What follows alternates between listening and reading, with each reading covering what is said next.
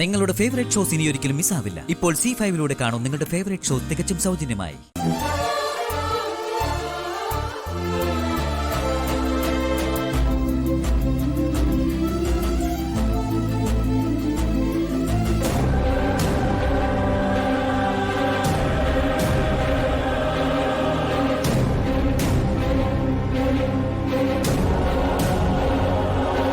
ഞാൻ കണ്ടതാ, ഞാൻ ശരിക്കും കണ്ടതാ. പക്ഷേ അവിടെ നോക്കാൻ പോയപ്പോ അതവിടെ ഇല്ല. ഞാനങ്ങോട്ട് ചെല്ലുന്ന കണ്ടിട്ട് ആരെങ്കിലും അതെടുത്ത് മാറ്റിയിട്ടുണ്ടാവും. എന്റെ തോന്നലൊന്നുമല്ല, ഞാനത് വ്യക്തമായിട്ട് കണ്ടത് തന്നെയാണല്ലോ. ചേച്ചി, ചേച്ചിന്റെ പിച്ചുമ്പയും പറയുന്നേ ഒന്നുമില്ല പ്രതാപ, ഞാനെന്തോ ഓർത്തതാ. അതൊന്നുമല്ല, കാര്യമായിട്ട് എന്തോ ചേച്ചി അലട്ടുന്നുണ്ട്, അതുറപ്പാ. ഒന്നുമില്ലാന്ന് പറഞ്ഞില്ലേ? ഇതെന്താ രണ്ടുപേരും കൂടി ഒരു ചർച്ച? എന്തു പറ്റി പ്രഭേച്ചി? പാർവതിയുടെ കയ്യിൽ എന്തോ കണ്ടെന്ന്. ചേച്ചി അത് ആവശ്യപ്പെട്ടപ്പോ പാർവതിയും ഗാർഗിയും കൂടെ അതെവിടേക്കോ ഒളിപ്പിച്ചു എന്നൊക്കെയാ ചേച്ചി എന്നോട് പറഞ്ഞത്. സത്യമാണ് ചേച്ചി, അവളുടെ കയ്യിൽ പ്രഭേച്ചി എന്താ കണ്ടത്? എനിക്കത് വേണം, എനിക്കത് കിട്ടണം. ചേച്ചി അതെന്ന് മാത്രം പറഞ്ഞാൽ ഞങ്ങൾ എവിടുന്ന് സംഘടിപ്പിച്ചു തരാനാ? സാധനം എന്താണെന്ന് ചേച്ചി ഒന്ന് പറ. രണ്ടിന്റെ കഴുത്തിൽ കത്തി വെച്ചിട്ടാണെങ്കിലും ഞാനത് വാങ്ങിച്ചുതരാം. പറ. ചേച്ചി, പാർവതിയും ഗാർഗിയും കൂടെ ഗായത്രിയുടെ പഴയ പാത്രങ്ങൾ കഴുകുന്ന ഞാനാ ചേച്ചിക്ക് കാണിച്ചു കൊടുത്തേ. ഇനി ആ പാത്രങ്ങളെങ്ങാൻ ചേച്ചി ഉദ്ദേശിച്ചത് ആ പാത്രങ്ങളാണെങ്കിൽ ഞാനത് ഏറ്റു. അതാണെങ്കിൽ പ്രഭേച്ചി ഒരു വാക്ക് പറഞ്ഞാ പോരെ? ഞാനത് മുഴുവൻ പറക്കിയെടുത്ത് പ്രഭേച്ചിയുടെ മുമ്പേ കൊണ്ടുവയ്ക്കില്ലേ? എനിക്കെന്തിനാ ആ പാത്രങ്ങള്? ഞാനെന്താ ആക്രക്കച്ചവടം നടത്താൻ പോന്നോ? പിന്നെന്താ പ്രഭേച്ചിക്ക് വേണ്ടത്? അത് തുറന്നു പറ. എനിക്കത് മാത്രം മതി. പിന്നെ തുടങ്ങി. എന്റെ ചേച്ചി അതെന്ന് പറയുന്ന സാധനത്തിന് ഒരു പേരില്ലേ? പ്രതാപ, ഗോപിയേട്ടനെ പോലെ പ്രഭേച്ചിയുടെ ബ്രെയിനിനും എന്തോ തകരാറ് പറ്റിയിട്ടുണ്ടെന്നാ എന്റെ ഒരു സംശയം.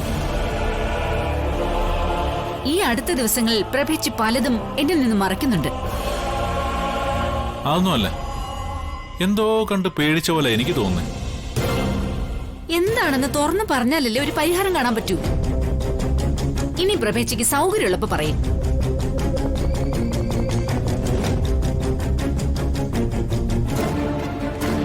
ചേച്ചി, ഇനി പറ, എന്താ ചേച്ചിയുടെ പ്രശ്നം?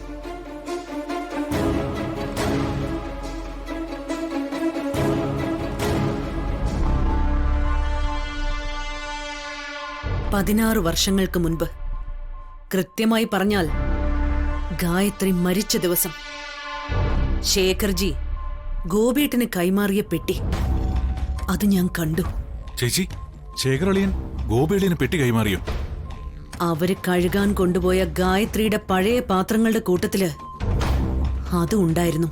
ഓ, വലിയ പെട്ടിയാണോ ചെറിയ പെട്ടിയാണോ? അല്ല, ആ പെട്ടിയില് കനത്തത് എന്തെങ്കിലും ഉണ്ടാവോ ചേച്ചി? കനത്തതല്ല പ്രതാപ, ആരും കണ്ടുകൂടാത്ത ഒന്ന്. അതാണ് എന്റെയും പേടി. ആരും കണ്ടുകൂടാത്തെന്ന് പറഞ്ഞാ വിശാല്. ആ പെട്ടി വിശാലിന്റെ കയ്യിൽ എത്തിയാലോ? അതല്ല ചേച്ചിയുടെ ടെൻഷൻ. അങ്ങനെ സംഭവിച്ചാൽ അമ്മ പോയ വഴിയെ മകനെയും ഞാൻ പറഞ്ഞയക്കും. അതിന് പാർവതിയല്ല, സാക്ഷാൽ പരമശിവൻ അവന്റെ രക്ഷയ്ക്ക് വന്നാലും ഒരു മാർക്കണ്ഡേയനാവാൻ അവനെ ഞാൻ സമ്മതിക്കില്ല.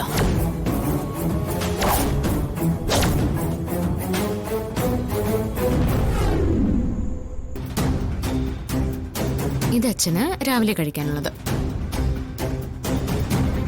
ഇത് രാത്രിയുള്ളത്. രാവിലെ കഴിക്കാനുള്ളതില് മഞ്ഞള്,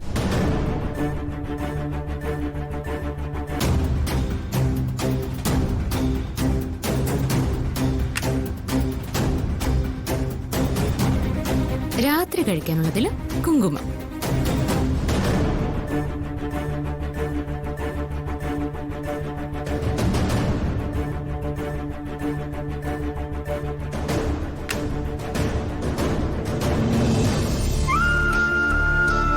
അല്ല, ഇതെന്തിനാ ഈ മരുന്നിലൊക്കെ മഞ്ഞളും കുങ്കുമവും തൊടുന്നേ?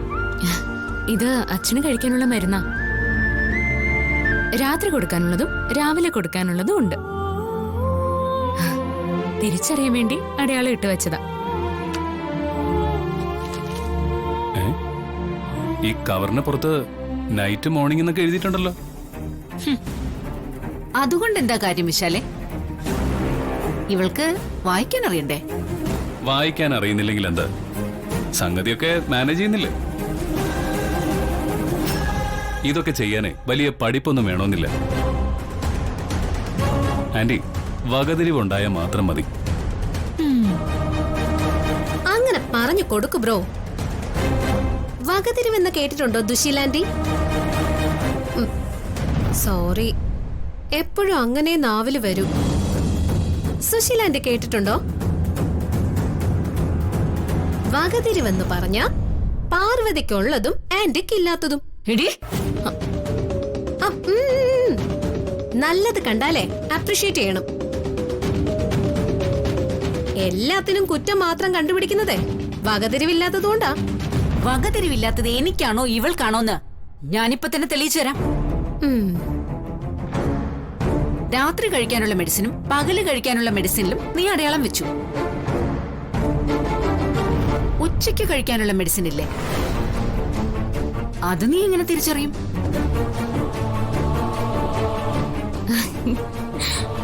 അടയാളം വയ്ക്കാത്തത് ഉച്ചയ്ക്ക് കഴിക്കാനുള്ളത്. അത് അച്ഛന് റൂമിലിരിപ്പുണ്ട്. ദേ ചമ്മി ചമ്മി ചമ്മി ചമ്മി. ആന്റി ചമ്മി ചമ്മി നാശമായി. എന്റെ ദുശീലാന്റി, പിന്നെയും അങ്ങനെ തന്നെ നാവല് വരുക. അങ്ങനെ തന്നെ മതി. ഈ പാർവതിയെ തോൽപ്പിക്കാനേ പറ്റില്ല. കാരണം ഇവൾക്ക് ശുദ്ധ മനസ്സാ, സത്യസന്ധതയുള്ളവളാ. എന്ത് തന്നെ ആയാലും എഴുത്തും വായനയും അറിയാത്ത ഇവളെ ഹോം നേഴ്സായി ജോലി ഏൽപ്പിച്ച പിന്നെ കരയേണ്ടി വരും. ഞാൻ പറഞ്ഞില്ലെന്ന് വേണ്ട. പിന്നെ നിനക്ക് ഇത്രയും ബുദ്ധിയുണ്ടെന്ന് ഇവിടെ ആരും അറിഞ്ഞില്ല. എന്നെ കളിയാക്ക അല്ലേ? സത്യമായിട്ടും അല്ല. നിന്റെ ഈ ഐഡിയ എനിക്ക് ശരിക്കും ഇഷ്ടമായി. ഐഡിയ മാത്രമേ ഇഷ്ടമായുള്ളൂ, ഐഡിയയുടെ ഉടമ ഇഷ്ടമായില്ല.